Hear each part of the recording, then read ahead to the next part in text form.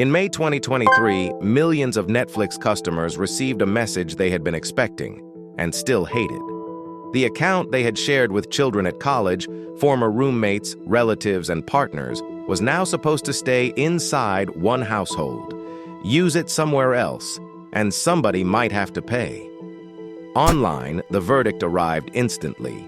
Greedy, hypocritical, self-destructive. For years, password sharing had felt like part of Netflix culture. Now, Netflix was betting that viewers valued the service more than they valued free access. It looked like a public relations disaster. Then the numbers started moving. To understand why Netflix risked the backlash, go back 1 year. By 2022, the company that had defined streaming was confronting a problem it had spent years outrunning: maturity. Competition had multiplied, content was expensive, easy international expansion was becoming harder, and Netflix reported its first quarterly membership losses in more than a decade. The old formula was simple: spend heavily on programming, enter new markets, and add more subscribers. But a subscription company eventually reaches a point where the next customer is harder to find than the last. Netflix needed new growth engines. It could raise prices again. It could build advertising. It could cut costs.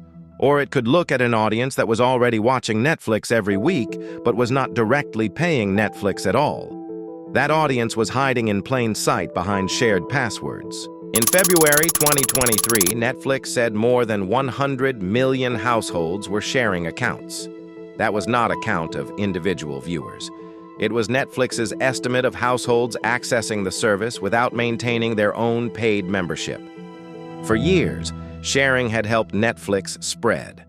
A borrowed login introduced the product to new viewers. It reduced friction.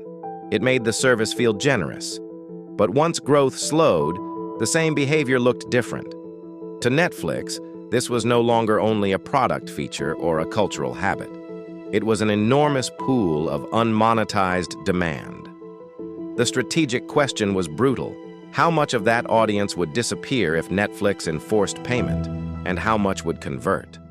The obvious move was to block shared access, but a hard lockout would destroy the very demand Netflix wanted to monetize. So the company built conversion paths. Borrowers could open their own account. They could transfer a profile and preserve recommendations, viewing history, and saved titles. Account owners could remove devices, and in eligible markets, they could pay for an extra member at a lower price than a full standalone subscription. This mattered because the decision was not simply enforcement. It was product design. Netflix was trying to make the transition from free viewer to paying customer feel less like starting over. That reduced one of the biggest barriers to conversion, losing the personalized identity users had built inside the service. The crackdown got the headlines. The migration tools made the strategy workable. Netflix did not begin with a global switch. It tested paid sharing approaches in Latin America during 2022. Those tests exposed a predictable problem. Defining a household is easy in a contract and messy in real life. People travel. Families split time between homes. Students move. Devices connect from hotels, offices, and mobile networks. An enforcement system that treated every new location as fraud would punish ordinary use. Netflix adjusted its approach, refined the tools, and rolled the policy out in stages. In February 2023, it expanded to Canada, New Zealand, Portugal, and Spain. Then, on May 23rd, it began notifying members in the United States and other markets. This staged rollout was not caution for its own sake. It gave Netflix time to watch cancellation, conversion, and customer service behavior before exposing the entire business. The decision was controversial, but it was not impulsive. The backlash was real. Customers pointed to Netflix's own old slogan, "Love is sharing a password." Critics argued that the company had used sharing to grow and was now changing the rules after becoming dominant. Others said the policy ignored modern families and made travel unnecessarily complicated. And the emotional reaction made sense. Netflix was not charging for a new feature. It was charging for behavior users had already normalized. That is one of the hardest changes any company can make. When a business gives customers an informal benefit for years, removing it feels like a price increase, even when the written terms never promised unlimited access across households. The risk was not only cancellation, it was trust. If customers believed Netflix had become less convenient, less generous, and less essential, competitors were one click away. Then came the first sign that the bet might be working. Third-party analytics firm Antenna estimated that U.S. Netflix signups surged in the days after the paid sharing notices began. The figures were not audited Netflix membership data, and they did not prove that every sign-up came from a former borrower. But the timing mattered. A policy expected to trigger mass abandonment appeared to be generating new accounts. The logic was simple. These were not cold prospects discovering Netflix for the first time. Many were already active viewers. They knew the interface. They had favorite shows. They had habits, watch lists, and recommendations. Netflix was not persuading strangers to try the product. It was asking existing users to formalize a relationship that already existed. That is a much easier sale, provided the product is valuable enough. Netflix's official results strengthened the case. The company added nearly 6 million paid memberships in the second quarter of 2023, about 8.8 million in the third, and roughly 13.1 million in the fourth. By the end of the year, Netflix had around 260 million paid memberships, about 30 million more than at the end of 2022. Revenue, operating margin, and free cash flow also improved. But this is where the story needs discipline. Paid sharing was not the only force at work.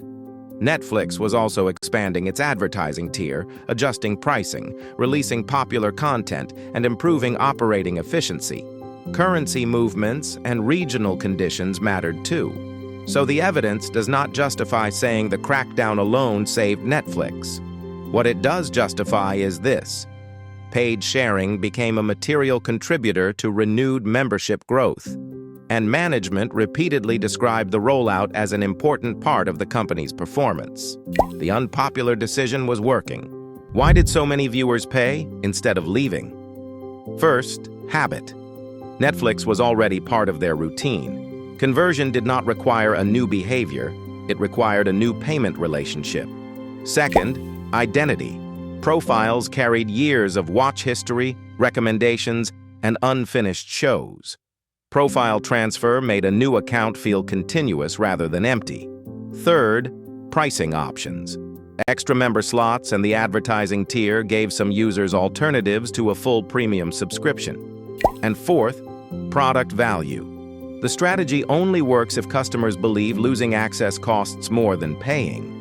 Netflix had spent years building global recognition, device compatibility, personalization, and a broad content library. The crackdown tested whether those advantages were strong enough to survive resentment. For many viewers, they were. The company had not eliminated demand by ending free access. It had revealed how much of that demand was willing to pay. Netflix's decision reveals a larger business pattern. Companies often tolerate inefficiency while growth is abundant. Free sharing can spread a product. Discounts can accelerate adoption. Generous policies can reduce friction. But when a market matures, management begins asking a different question. Which behaviors helped us grow, and which now prevent us from capturing value? That transition is dangerous. Move too early, and the company kills adoption before the product becomes essential. Move too late, and customers treat the benefit as permanent. Netflix waited until sharing was deeply normalized, then tried to convert it without destroying the user relationship. The lesson is not that every company should charge for everything it once gave away. The lesson is that monetization depends on timing, product value, and transition design. Enforcement created pressure. Conversion tools created a path. And years of product investment gave users a reason to stay. The success of paid sharing should not be exaggerated. It did not prove that customer backlash never matters. It did not prove that every shared account can be converted. And it did not prove that Netflix could stop investing in content, pricing, or product quality. The policy worked inside a broader system. Without shows people wanted, a reliable product, and multiple price points, enforcement would have been far easier to resist.